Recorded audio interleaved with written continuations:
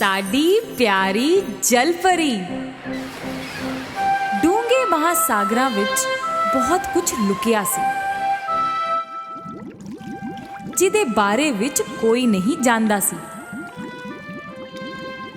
वड्डियां वड्डियां Wales, शरारते होईयां dolphins अते rainbow दे हर colour दियां मच्छियां।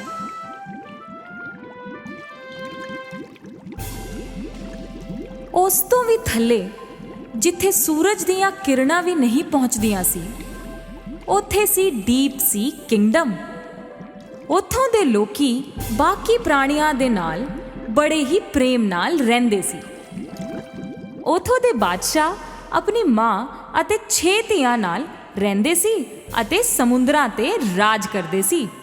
बादशाह नूं अपनी धीआं नाल बहुत प्यार सी। उन्हां नूं डर सी कि कदी ना कदी धरती दे लोग उन्हां दी धीआं नूं नुकसान पहुंचाउणगे। इस लई ਉਹ ਉਹਨਾਂ ਨੂੰ ਪਾਣੀ ਦੇ ਉੱਪਰਲੇ ਹਿੱਸੇ ਵਿੱਚ ਤੈਰਨ ਦੀ ਪਰਮਿਸ਼ਨ ਨਹੀਂ ਦਿੰਦੇ ਸੀ। ਸਮੁੰਦਰ ਤੋਂ ਬਾਹਰ ਰਹਿਣ ਵਾਲੇ ਸਾਰੇ ਲੋਕ ਮਾੜੇ ਨੇ। ਉਹ ਲੋਕੀ ਮਾੜੇ ਕਿਉਂ ਨੇ ਡੈਡੀ?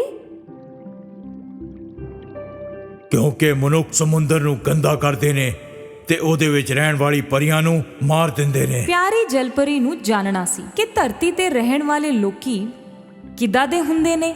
ਉਹਦੀਆਂ ਭੈਣਾਂ ਤੋਂ ਸੁਣੀਆਂ ਕਹਾਣੀਆਂ ਕਾਫੀ ਨਹੀਂ ਸੀ। ਉਹਦੀ ਬੇਬੇ ਵੀ ਉਹਨੂੰ ਮਨੁੱਖਾਂ ਤੋਂ ਦੂਰ ਰਹਿਣ ਲਈ ਕਹਿੰਦੀ ਰਹਿੰਦੀ ਸੀ।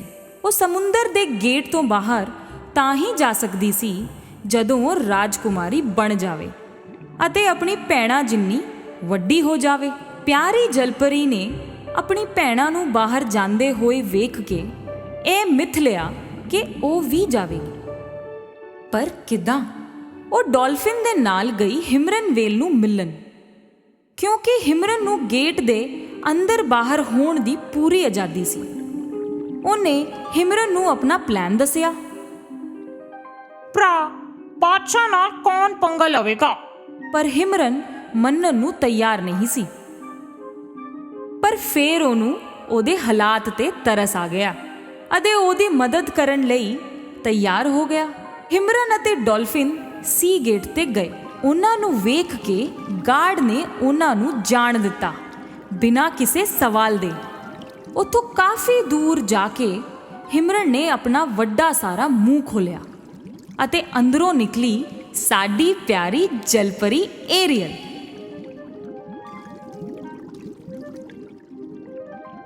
ਏਰੀਅਲ ਹਿਮਰਨ ਦੀ ਮਦਦ ਨਾਲ ਸਮੁੰਦਰ ਦੇ ਉੱਤੇ ਤੱਕ ਗਈ। ਉਹਨੇ ਪਹਿਲੀ ਵਾਰੀ ਹਵਾ ਨੂੰ ਮਹਿਸੂਸ ਕੀਤਾ ਅਤੇ ਨੀਲਾ ਅਸਮਾਨ ਪਹਿਲੀ ਵਾਰੀ ਵੇਖਿਆ। ਕਿੰਨਾ ਚੰਗਾ ਹੈ। ਉਸੇ ਘੜੀ ਏਰੀਅਲ ਨੂੰ ਮਿਊਜ਼ਿਕ ਸੁਣਾਈ ਦਿੱਤਾ। ਕਿੱਥੋਂ ਆ ਰਹੀ ਸੀ ਇਹ ਧੁਨ? ਉਹਨੇ ਵੇਖਿਆ ਕੋਲ ਹੀ ਇੱਕ ਸ਼ਿਪ ਸੀ। ਉਹਨੇ ਪਹਿਲੀ ਵਾਰੀ ਇੱਕ ਸ਼ਿਪ ਨੂੰ ਵੇਖਿਆ ਸੀ। ਇਹਨੂੰ ਸ਼ਿਪ ਕਹਿੰਦੇ ਨੇ ਨਾ, ਚਲੋ ਚਲੀਏ। ਡਾਲਫਿਨ ਉਹਨੂੰ ਕਹਿੰਦਾ ਰਿਹਾ ਨਾ ਜਾਣ ਵਾਸਤੇ, ਪਰ ਉਹ ਦੂਰ ਨਿਕਲ ਚੁੱਕੀ ਸੀ। ਛੇਤੀ ਛੇਤੀ ਜਾ ਰਹੀ ਸੀ ਸ਼ਿਪ ਵੱਲ। ਇਹ ਸ਼ਿਪ ਕਿਸੇ ਬਾਦਸ਼ਾਹ ਦੀ ਸੀ। ਉਹ ਆਪਣੇ ਪੁੱਤਰ ਪ੍ਰਿੰਸ ਐਰਿਕ ਦਾ ਬਰਥਡੇ ਸੈਲੀਬ੍ਰੇਟ ਕਰ ਰਹੀ ਸੀ। ਉਹ ਆਪਣੇ ਪੁੱਤਰ ਦਾ ਵਿਆਹ ਛੇਤੀ ਤੋਂ ਛੇਤੀ ਕਰਨਾ ਚਾਹੁੰਦੇ ਸੀ।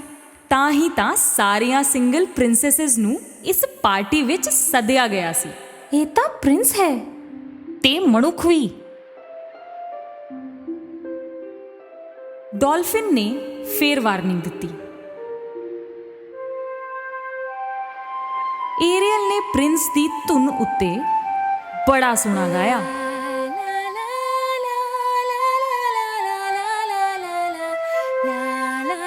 ਪ੍ਰਿੰਸ ਨੂੰ ਆਵਾਜ਼ ਬਹੁਤ ਚੰਗੀ ਲੱਗੀ, ਪਰ ਇਹ ਆ ਕਿੱਥੋਂ ਰਹੀ ਹੈ? ਤੂੰ ਲੁਕ ਜਾ ਏਰੀਅਲ, ਵਰਨਾ ਤੈਨੂੰ ਵੇਖ ਲੈਣਗੇ, ਡਾਲਫਿਨ ਨੇ ਕਿਹਾ। ਪਿਆਰੀ ਜਲਪਰੀ ਅਤੇ ਡਾਲਫਿਨ ਦੋਨੋਂ ਪਾਣੀ ਦੇ ਅੰਦਰ ਚਲੇ ਗਏ। ਡੂੰਘੇ ਸਮੁੰਦਰ ਵਿੱਚ ਸੀ ਕਿੰਗਡਮ ਦੇ ਅੰਦਰ ਸਮੁੰਦਰ ਦੀ ਜਾਦੂਗਰਨੀ ਵੇਖ ਰਹੀ ਸੀ ਇਹ ਸਭ ਕੁਝ ਆਪਣੀ ਕ੍ਰਿਸਟਲ ਬਾਲ ਵਿੱਚ। ਆ ਗਏ ਉਹ ਦਿਨ, ਮਾਂ ਸਾਗਰ ਦੇ ਬਾਦਸ਼ਾਹ ਦੀ ਧੀ ਇੱਕ ਮਨੁੱਖ ਦੇ ਨਾਲ ਤੂਫਾਨ ਆ ਜਾ, ਤਬਾਹੀ ਮਚਾ ਜਾ, ਸਮੁੰਦਰ ਦੇ ਉੱਤੇ ਆਪਣਾ ਜ਼ੋਰ ਦਿਖਾ ਜਾ। ਜਾਦੂਗਰਨੀ ਦੇ ਐਦਾਂ ਕਹਿੰਦੇ ਹੀ ਖਤਰਨਾਕ ਲਹਿਰਾਂ ਪ੍ਰਿੰਸ ਦੇ ਸ਼ਿਪ ਵੱਲ ਨੂੰ ਤੁਰਨ ਲੱਗ ਪਈਆਂ ਅਤੇ ਉਹ ਪੱਥਰਾਂ ਵੱਲ ਜਾਣ ਲੱਗ ਪਈ। ਪਿਆਰੀ ਜਲਪਰੀ ਨੂੰ ਇਹ ਵੇਖ ਕੇ ਬਹੁਤ ਫਿਕਰ ਹੋਣ ਲੱਗੀ। ਇਹ ਸ਼ਿਪ ਤਾਂ ਟਕਰਾ ਕੇ ਟੁੱਟ ਕੇ ਡੁੱਬ ਜਾਵੇਗੀ। ਸਾਨੂੰ ਉਹਨਾਂ ਦੀ ਮਦਦ ਕਰਨੀ ਚਾਹੀਦੀ ਹੈ।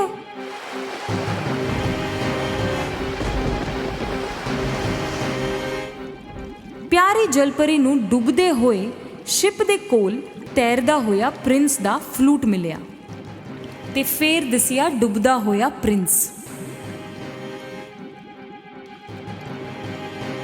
ਉਹ ਉਹਨੂੰ ਹੱਥਾਂ ਨਾਲ ਖਿੱਚ ਕੇ ਤੈਰਦੇ ਹੋਏ ਸੀ ਸ਼ੋਰ ਤੱਕ ਲੈ ਆਂਦੀ ਹੈ। ਉੱਠ ਜਾਓ, ਪਲੀਜ਼ ਉੱਠ ਜਾਓ। ਪ੍ਰਿੰਸ ਨੂੰ ਹੋਸ਼ ਆਂਦਾ ਹੈ ਤੇ ਉਹ ਹੌਲੀ-ਹੌਲੀ ਆਪਣੀਆਂ ਅੱਖਾਂ ਖੋਲਦਾ ਹੈ। ਤੁਸੀਂ ਜਿੰਦਾ ਹੋ, ਪਿਆਰੀ ਜਲਪਰੀ ਨੇ ਖੁਸ਼ ਹੋ ਕੇ ਕਿਹਾ। ਦੂਰੋਂ ਇੱਕ ਕੁੱਤੇ ਦੇ ਭੌਂਕਣ ਦੀ ਆਵਾਜ਼ ਸੁਣ ਕੇ ਉਹਨੂੰ ਖਿਆਲ ਆਇਆ ਕਿ ਉਹ ਕਿੱਥੇ ਹੈ ਅਤੇ ਉਹਨੇ ਸਮੁੰਦਰ ਵਿੱਚ ਛਾਲ ਮਾਰ ਦਿੱਤੀ। ਪ੍ਰਿੰਸ ਦਾ ਇੱਕ ਹੈਲਪਰ ਅਤੇ ਇੱਕ ਪ੍ਰਿੰਸੈਸ ਉੱਥੇ ਆਏ ਉਹਨੂੰ ਲੱਭਦੇ ਹੋਏ। ਮੈਨੂੰ ਇੱਕ ਕੁੜੀ ਨੇ ਬਚਾਇਆ। ਮੈਂ ਉਹਦੀ ਆਵਾਜ਼ ਪਹਿਲਾਂ ਵੀ ਸੁਣੀ ਸੀ। ਉਹਦੀ ਆਵਾਜ਼ ਬਹੁਤ ਸੋਹਣੀ ਸੀ।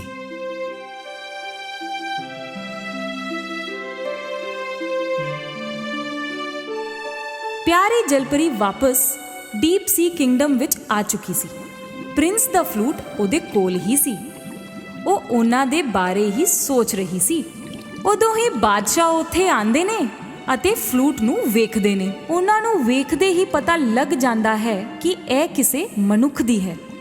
ਸਾਡੇ ਕੁਝ ਨਿਯਮ ਨੇ ਅਤੇ ਸਭ ਨੂੰ ਉਹਨਾਂ ਦਾ ਪਾਲਣ ਕਰਨਾ ਚਾਹੀਦਾ ਹੈ, ਖਾਸ ਕਰ ਮੇਰੇ ਬੱਚਿਆਂ ਨੂੰ। ਕੀ ਇਹ ਸੱਚ ਹੈ ਕਿ ਤੂੰ ਕਿਸੇ ਮਨੁੱਖ ਨੂੰ ਡੁੱਬਣ ਤੋਂ ਬਚਾਇਆ?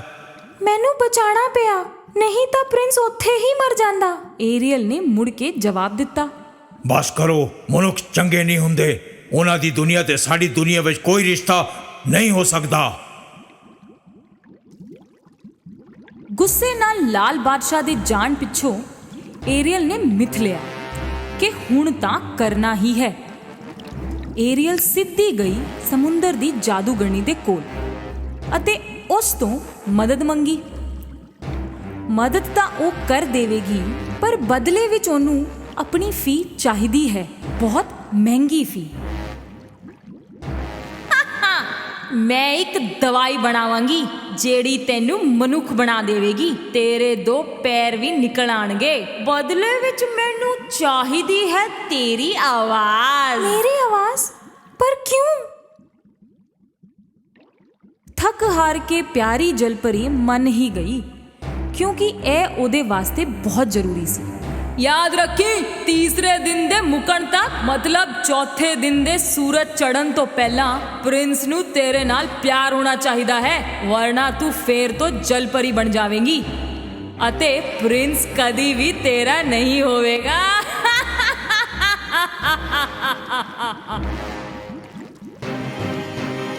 ਏਰੀਅਲ ਉਹ ਦਵਾਈ ਘੁੱਟ-ਘੁੱਟ ਕਰਕੇ ਪੀ ਗਈ। ਉਹ ਸਮੁੰਦਰ ਦੇ ਉੱਤੇ ਨੂੰ ਤੈਰ ਕੇ ਜਾਣ ਲੱਗੀ। ਹੌਲੀ-ਹੌਲੀ ਉਹਦੇ ਪੈਰ ਨਿਕਲ ਆਏ, ਬਿਲਕੁਲ ਮਨੁੱਖਾਂ ਵਰਗੇ। ਡੌਲਫਿਨ ਦੇ ਨਾਲ ਉਹ ਸੀ ਸ਼ੋਰ ਤੇ ਪਹੁੰਚੀ। ਉਹਦੇ ਉੱਥੇ ਆਂਦੇ ਹੀ ਪ੍ਰਿੰਸ ਦੀ ਨਜ਼ਰ ਉਹਦੇ ਉੱਤੇ ਪਈ ਤੇ ਉਹ ਉਹਦੇ ਕੋਲ ਆਇਆ।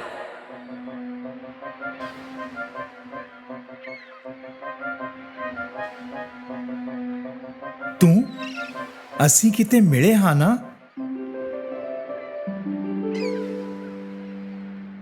ਏਰੀਅਲ ਕੁਝ ਬੋਲ ਨਹੀਂ ਸਕਦੀ ਸੀ, ਪਰ ਉਹਨੇ ਪ੍ਰਿੰਸ ਨੂੰ ਉਹਦਾ ਫਲੂਟ ਜ਼ਰੂਰ ਦਿੱਤਾ। ਪ੍ਰਿੰਸ ਨੇ ਉਸ ਦਿਨ ਵਾਲੀ ਧੁਨ ਫੇਰ ਬਜਾਈ। ਏਰੀਅਲ ਨੇ ਇਸ਼ਾਰਾ ਕੀਤਾ ਕਿ ਉਸ ਨੇ ਇਹ ਧੁਨ ਪਹਿਲਾਂ ਵੀ ਸੁਣੀ ਹੈ। ਇਹੀ ਧੁਨ ਵਜਾਉਂਦੇ ਹੋਏ ਮੈਂ ਤੁਹਾਨੂੰ ਵੇਖਿਆ ਸੀ, ਤੁਹਾਡੀ ਆਵਾਜ਼ ਸੁਣੀ ਸੀ ਅਤੇ ਫਿਰ ਤੁਸੀਂ ਮੈਨੂੰ ਡੁੱਬਣ ਤੋਂ ਬਚਾਇਆ ਸੀ। ਤੁਹਾਨੂੰ ਹੀ ਲੱਭ ਰਿਹਾ ਸੀ। ਪ੍ਰਿੰਸ ਨੂੰ ਪੱਕਾ ਯਕੀਨ ਸੀ ਕਿ ਉਹ ਕੁੜੀ ਏਰੀਅਲ ਹੀ ਸੀ ਜਿਸ ਨੇ ਉਹਨੂੰ ਬਚਾਇਆ ਸੀ, ਪਰ ਉਹ ਕੁੜੀ ਤਾਂ ਇੱਕ ਜਲਪਰੀ ਸੀ। ਉਹਦੀ ਬੜੀ ਸੋਹਣੀ ਆਵਾਜ਼ ਸੀ। ਏਰੀਅਲ ਵਿਚਾਰੀ ਚਾਹੁੰਦੀ ਤਾਂ ਸੀ, ਪਰ ਗੱਲ ਨਹੀਂ ਕਰ ਸਕੀ। ਮੈਨੂੰ ਲੱਗਿਆ ਤੂੰ ਇੱਕ ਜਲਪਰੀ ਹੈ। ਆਪਣੀ ਆਵਾਜ਼ ਤਾਂ ਉਹ ਜਾਦੂਗਰਨੀ ਨੂੰ ਦੇ ਆਈ ਸੀ। ਪ੍ਰਿੰਸ ਨੂੰ ਲੱਗਿਆ ਕਿ ਇਹ ਉਹ ਕੁੜੀ ਨਹੀਂ ਹੈ ਜਿਸ ਨੇ ਉਹਨੂੰ ਬਚਾਇਆ ਸੀ। ਫੇਰ ਵੀ ਉਹਨੇ ਉਹਦੀ ਮਦਦ ਕਰਨ ਲਈ ਸੋਚਿਆ। ਪ੍ਰਿੰਸ ਪਿਆਰੀ ਜਲਪਰੀ ਨੂੰ ਆਪਣੇ ਮਹਿਲ ਵਿੱਚ ਲੈ ਆਇਆ। ਬਾਦਸ਼ਾਹ ਨੇ ਵਿਆਹ ਦੀਆਂ ਤਿਆਰੀਆਂ ਕਰਨ ਦਾ ਹੁਕਮ ਦਿੱਤਾ। ਉਹ ਆਪਣੇ ਪੁੱਤਰ ਦਾ ਵਿਆਹ ਇੱਕ ਰਾਜਕੁਮਾਰੀ ਨਾਲ ਕਰਨ ਵਾਲਾ ਸੀ। ਬੇਚਾਰੀ ਪਿਆਰੀ ਜਲਪਰੀ ਹੁਣ ਚੁੱਪਚਾਪ ਵੇਖਣ ਤੋਂ ਇਲਾਵਾ ਕੁਝ ਕਰ ਵੀ ਨਹੀਂ ਸਕਦੀ ਸੀ। ਜਦ ਤੱਕ ਬੋਲੇ ਨਾ, ਪ੍ਰਿੰਸ ਨੂੰ ਪਤਾ ਕਿਵੇਂ ਲੱਗੇ? ਉਹਨੂੰ ਜਾਦੂਗਰਨੀ ਦੀ ਗੱਲ ਯਾਦ ਆਈ। ਯਾਦ ਰੱਖੀ, ਤੀਸਰੇ ਦਿਨ ਦੇ ਮੁਕਣ ਤੱਕ, ਮਤਲਬ ਚੌਥੇ ਦਿਨ ਦੇ ਸੂਰਜ ਚੜ੍ਹਨ ਤੋਂ ਪਹਿਲਾਂ ਪ੍ਰਿੰਸ ਨੂੰ ਤੇਰੇ ਨਾਲ ਪਿਆਰ ਹੋਣਾ ਚਾਹੀਦਾ ਹੈ, ਵਰਨਾ ਤੂੰ ਫੇਰ ਤੋਂ ਜਲਪਰੀ ਬਣ ਜਾਵੇਂਗੀ। ਵੇਖਦੇ ਵੇਖਦੇ ਪਹਿਲੇ 2 ਦਿਨ ਨਿਕਲ ਗਏ। ਹੁਣ ਤੀਸਰਾ ਦਿਨ ਆ ਗਿਆ। ਉਸੇ ਦਿਨ ਬਾਦਸ਼ਾਹ ਅਤੇ ਉਹਨਾਂ ਦੀ ਬੇਗਮ ਆਪਣੇ ਪੁੱਤਰ ਦਾ ਵਿਆਹ ਗੁਆਂਢ ਦੇ ਰਾਜ ਦੀ ਪ੍ਰਿੰਸੈਸ ਨਾਲ ਕਰਵਾਉਣ ਵਾਸਤੇ ਨਿਕਲ ਗਏ। ਬੇਚਾਰੀ ਏਰੀਅਲ ਬੋਲ ਹੀ ਨਹੀਂ ਸਕੀ ਪ੍ਰਿੰਸ ਨੂੰ ਕਿ ਉਹ ਉਹੀ ਹੈ ਜਿਹਨੂੰ ਉਹ ਲੱਭ ਰਿਹਾ ਸੀ। ਪ੍ਰਿੰਸ ਨੇ ਮੰਨ ਲਿਆ ਕਿ ਜੋ ਵੀ ਉਹਨੇ ਵੇਖਿਆ ਸੀ ਉਹ ਇੱਕ ਸੁਪਨਾ ਸੀ। ਏਰੀਅਲ ਨੂੰ ਸਿਰਫ ਇੱਕ ਹੀ ਆਸ ਸੀ, ਪ੍ਰਿੰਸ ਲਈ ਉਹਦੀ ਚਾਹਤ। ਚੌਥੇ ਦਿਨ ਦਾ ਸੂਰਜ ਚੜ੍ਹਨ ਵਾਲਾ ਸੀ। ਏਰੀਅਲ ਦਾ ਰੋਣਾ ਰੁਕ ਨਹੀਂ ਰਿਹਾ ਸੀ ਅਤੇ ਉਸੇ ਵੇਲੇ ਕੋਈ ਜਾਦੂ ਜਿਹਾ ਹੋਇਆ। ਪਹਿਲਾਂ ਉਹਦੀਆਂ ਸਭ ਭੈਣਾਂ ਆਈਆਂ ਅਤੇ ਫੇਰ ਆਈ ਬੇਬੇ। ਮੇਰੀ ਪਿਆਰੀ ਧੀਏ, ਅਸੀਂ ਇੱਥੇ ਆਏ ਹਾਂ ਉਸ ਜਾਦੂਗਰਨੀ ਦੀ ਕੈਦ ਵਿੱਚੋਂ ਤੈਨੂੰ ਬਾਹਰ ਕੱਢਣ ਵਾਸਤੇ।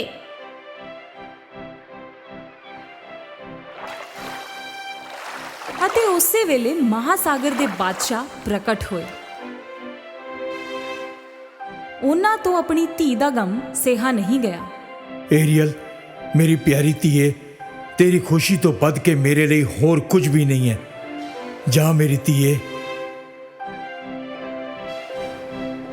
ਬਾਦਸ਼ਾਹ ਨੇ ਆਪਣਾ ਤ੍ਰਿਸ਼ੂਲ ਬੇਬੇ ਦੇ ਹੱਥ ਵਿੱਚ ਇੱਕ ਸ਼ੰਖ ਉੱਤੇ ਫਿਰਾਇਆ, ਜਿਹਦੇ ਵਿੱਚ ਏਰੀਅਲ ਦੀ ਆਵਾਜ਼ ਕੈਦ ਸੀ ਅਤੇ ਏਰੀਅਲ ਦੀ ਆਵਾਜ਼ ਬਾਹਰ ਆ ਗਈ। ਥੈਂਕ ਯੂ ਬੇਬੇ, ਥੈਂਕ ਯੂ ਡੈਡੀ, ਤੁਸੀਂ ਸਾਰੇ ਕਿੰਨੇ ਚੰਗੇ ਹੋ। ਹਿਮਰਨ ਵੇਲ ਦੀ ਪਿੱਠ ਤੇ ਬਹਿ ਕੇ ਉਹ ਸਾਰੇ ਪ੍ਰਿੰਸ ਦੀ ਸ਼ਿਪ ਵੱਲ ਤੁਰ ਪਏ।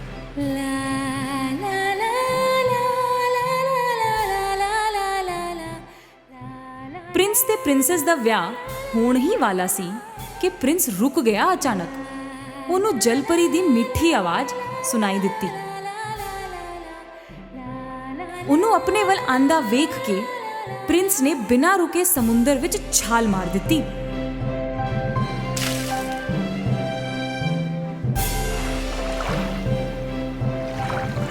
ਮੈਂ ਜਾਣਦਾ ਸੀ ਉਹ ਤੂੰ ਹੀ ਸੀ।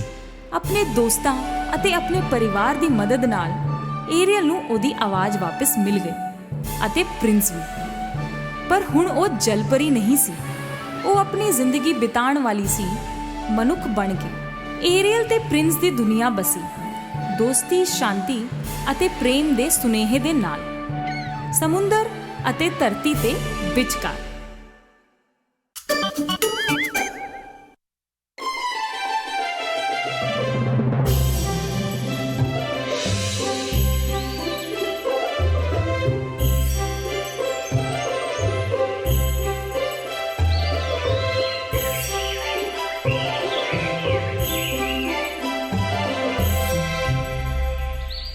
ਇੱਕ ਵਕਤ ਦੀ ਗੱਲ ਹੈ, ਬਹੁਤ ਦੂਰ ਇੱਕ ਥਾਂ ਤੇ 2 ਬੈਸਟ ਫਰੈਂਡ ਸੀ ਜਿਹੜੇ ਕੋਲ-ਕੋਲ ਦੇ ਟਾਊਨ ਵਿੱਚ ਰਹਿੰਦੇ ਸੀ।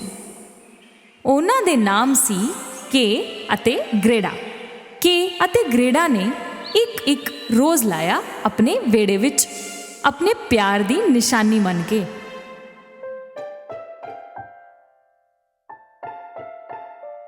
ਇਹ ਰੋਜ਼ਸ ਉਹਨਾਂ ਦੇ ਨਾਲ ਹੀ ਵੱਡੇ ਹੋਣ ਲੱਗੇ।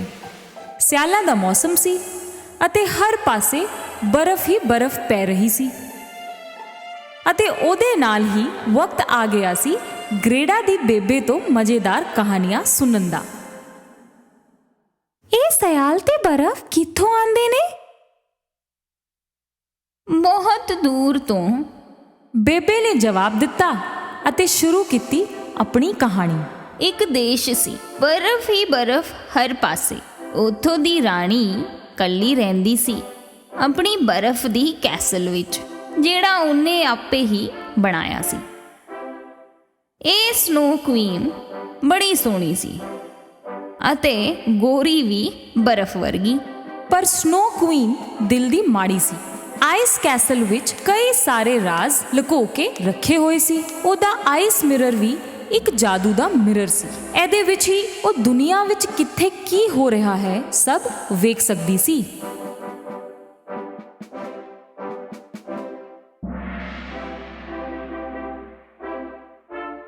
ਉਸੇ ਵੇਲੇ ਗ੍ਰੇਡਾ ਨੂੰ ਇੰਜ ਲੱਗਿਆ ਜਿਵੇਂ ਸਨੋ ਕੁਈਨ ਉਹਨੂੰ ਬਾਰੀ ਵਿੱਚੋਂ ਵੇਖ ਰਹੀ ਸੀ। ਕੀ ਬੇਬੇ ਜੀ ਵੇਖੋ, ਸਨੋ ਕੁਈਨ ਬਾਰੀ ਤੇ। ਓਏ ਕੋਈ ਬਿੱਲੀ ਹੋਗੀ, ਠੰਡ ਤੋਂ ਪਰੇਸ਼ਾਨ।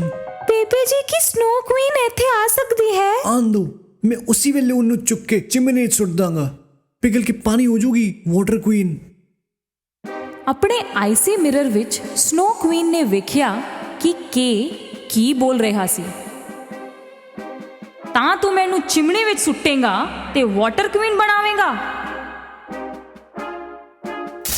ਮੇਰੇ ਆਈ ਸਪਾਰਕਲਸ, ਜਾਓ, ਮੇਰੀ ਸ਼ਕਤੀ ਨਾਲ ਇਸ ਮੁੰਡੇ ਨੂੰ ਲੱਭੋ। ਉਹਦਾ ਦਿਲ ਅਤੇ ਉਹਦੀਆਂ ਅੱਖਾਂ ਮੈਨੂੰ ਚਾਹੀਦੀਆਂ ਨੇ। ਉਹਦੀ ਨਜ਼ਰ ਵਿੱਚ ਬੁਰਾਈ ਭਰ ਦਿਓ ਅਤੇ ਉਹਦੇ ਦਿਲ ਵਿੱਚੋਂ ਪਿਆਰ ਨੂੰ ਕੱਢ ਸੁੱਟੋ।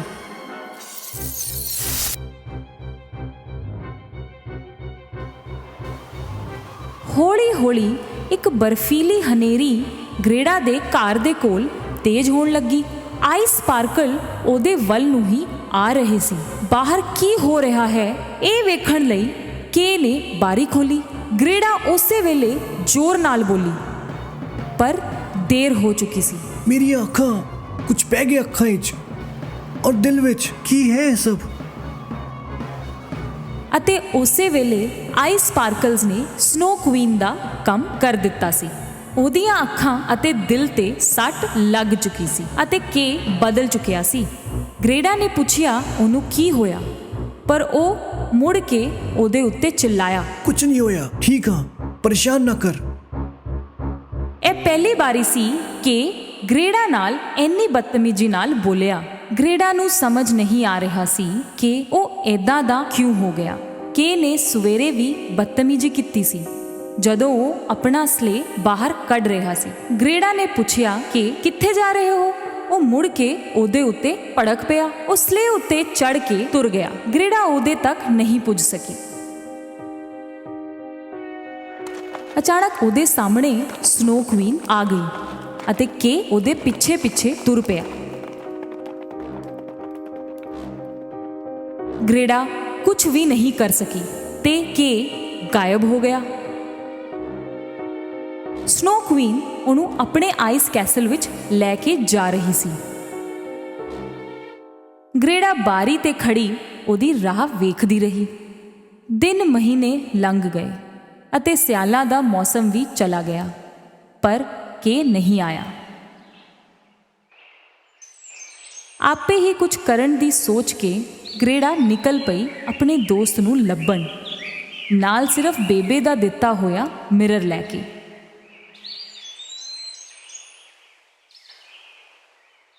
ਬਹਾਦਰ ਗ੍ਰੇਡਾ ਨੇ ਰਸਤੇ ਵਿੱਚ ਹਰ ਇੱਕ ਬੰਦੇ ਨੂੰ ਪੁੱਛਿਆ ਕਿ ਉਹਨਾਂ ਨੇ ਕੇ ਨੂੰ ਵੇਖਿਆ ਹੈ। ਲੱਭਦੇ ਉਹ ਨਦੀ ਤੱਕ ਪਹੁੰਚ ਗਈ।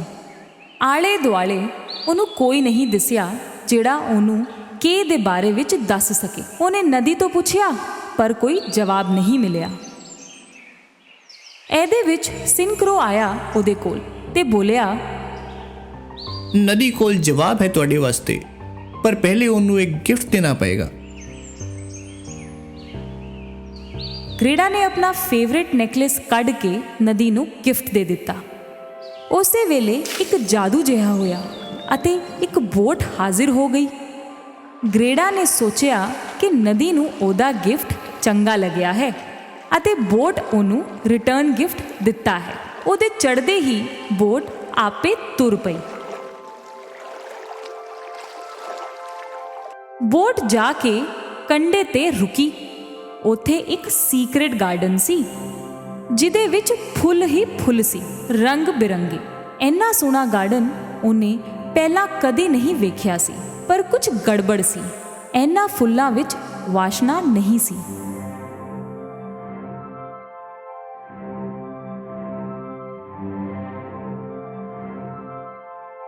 ਗਾਰਡਨ ਦੇ ਦੂਜੇ ਪਾਸਿਓਂ ਇੱਕ ਜਨਾਨੀ ਉਹਦੇ ਵੱਲ ਆ ਰਹੀ ਸੀ। ਇਹ ਗਾਰਡਨ ਦੀ ਓਨਰ ਸੀ।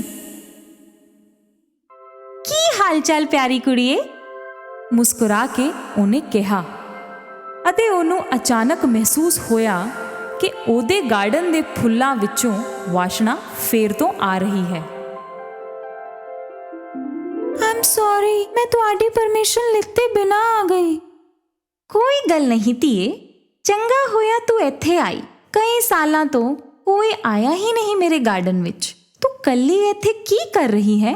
ਗ੍ਰੇਡਾ ਨੇ ਫਲਾਵਰ ਲੇਡੀ ਨੂੰ ਕਿਹਾ ਕਿ ਉਹ ਆਪਣੇ ਦੋਸਤ ਕੇ ਨੂੰ ਲੱਭ ਰਹੀ ਹੈ, ਪਰ ਫਲਾਵਰ ਲੇਡੀ ਨੇ ਕਿਹਾ ਕਿ ਗ੍ਰੇਡਾ ਤੋਂ ਪਹਿਲਾਂ ਸਾਲਾਂ ਤੱਕ ਉਹਨੇ ਕੋਈ ਹੋਰ ਬੰਦਾ ਇੱਥੇ ਨਹੀਂ ਵੇਖਿਆ। ਤਾਂ ਮੈਨੂੰ ਫਿਰ ਮੁੜ ਕੇ ਰੋਡ ਤੇ ਜਾਣਾ ਚਾਹੀਦਾ ਹੈ। ਮੈਨੂੰ ਕੇ ਨੂੰ ਲੱਭਣਾ ਪਵੇਗਾ। ਫਲਾਵਰ ਲੇਡੀ ਨਹੀਂ ਚਾਹੁੰਦੀ ਸੀ ਕਿ ਗ੍ਰੇਡਾ ਕਿਤੇ ਵੀ ਜਾਵੇ, ਇਸ ਕਰਕੇ ਉਹਨੇ ਇੱਕ ਝੂਠ ਬੋਲਿਆ। ਕੀ ਨਾਮ ਦੱਸਿਆ? ਸ਼ਾਇਦ ਵੇਖਿਆ ਹੋਵੇ ਉਹਨੂੰ ਕਿਤੇ।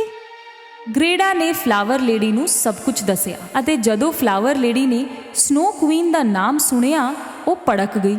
Snow Queen? ਉਹਦਾ ਤਾਂ ਨਾਮ ਵੀ ਨਾ ਲੈ। ਉਹਦੇ ਕਰਕੇ ਹੀ ਮੇਰੇ ਫੁੱਲਾਂ ਵਿੱਚੋਂ ਵਾਸ਼ਨਾ ਚਲੀ ਗਈ ਸੀ। ਫਿਰ ਅਚਾਨਕ ਉਹਦਾ ਦਿਲ ਕੀਤਾ ਕਿ ਉਹ ਗ੍ਰੇਡਾ ਦੇ ਬਾਲ ਬਣਾਵੇ।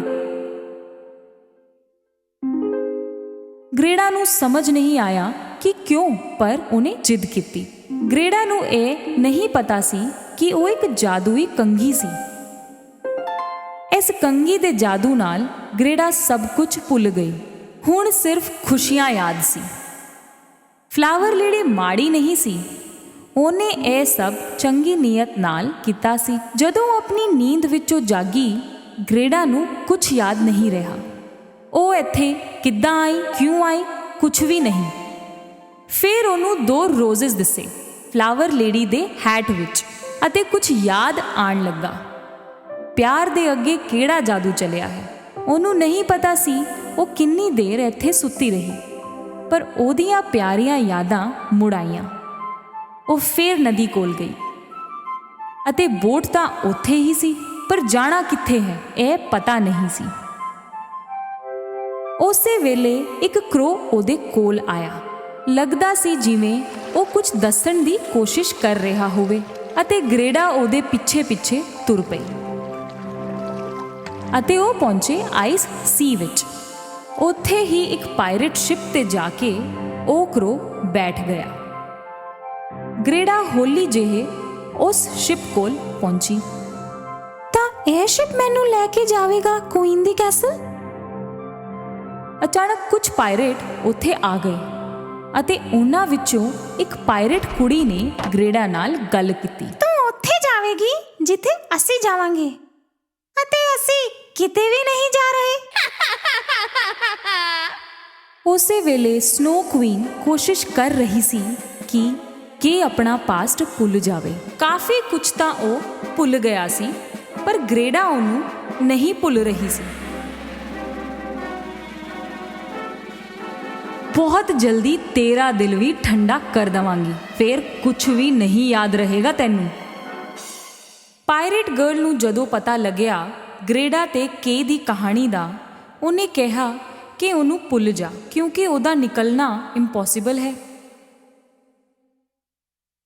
ਮੇਰਾ ਬੈਸਟ ਫਰੈਂਡ ਹੈ ਕਿ ਮੈਂ ਉਹਨੂੰ ਲੱਭ ਕੇ ਹੀ ਰਵਾਂਗੀ। ਪਾਇਰੇਟ ਗਰਲ ਨੂੰ ਇਹ ਜ਼ਿੱਦ ਅਜੀਬ ਲੱਗ ਰਹੀ ਸੀ। ਐਕਚੁਅਲੀ ਉਹ ਚਾਹੁੰਦੀ ਸੀ ਕਿ ਉਹ ਉਹਦੇ ਨਾਲ ਹੀ ਰਹੇ, ਉਹਦੀ ਫਰੈਂਡ ਬਣ ਕੇ, ਪਰ ਗ੍ਰੇਡਾ ਜਿੱਦ ਦੀ ਪੱਕੀ ਸੀ। ਉਹਨੂੰ ਤਾਂ ਮੈਂ ਬਚਾਉਣਾ ਹੀ ਹੈ। ਉਹਦੀ ਕੋਈ ਦੋਸਤ ਨਹੀਂ ਸੀ, ਇਸ ਕਰਕੇ ਪਾਇਰੇਟ ਗਰਲ ਨੂੰ ਗ੍ਰੇਡਾ ਦੀ ਇਹ ਜ਼ਿੱਦ ਬੜੀ ਚੰਗੀ ਲੱਗੀ, ਅਤੇ ਉਹ ਉਹਦੇ ਨਾਲ ਤੁਰ ਪਈ। ਅਗਲੀ ਸਵੇਰ ਉਹ ਉਹਦੇ ਵਾਸਤੇ ਇੱਕ ਰੇਂਡੀਅਰ ਲੈ ਕੇ ਆਈ। ਇਹ ਪੂਰੇ ਸਨੋ ਕਿੰਗਡਮ ਦੀ ਫਾਸਟੈਸਟ ਰੇਂਡੀਅਰ ਸੀ। ਉਹ ਗ੍ਰੇਡਾ ਨੂੰ ਰਾਹ ਦੱਸਣ ਵਾਲੀ ਸੀ।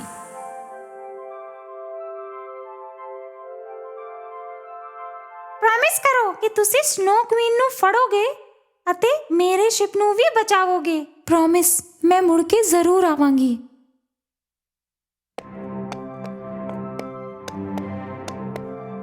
ਰੇਂਡੀਅਰ ਉੱਤੇ ਬਹਿ ਕੇ ਗ੍ਰੇਡਾ ਜਾ ਰਹੀ ਸੀ।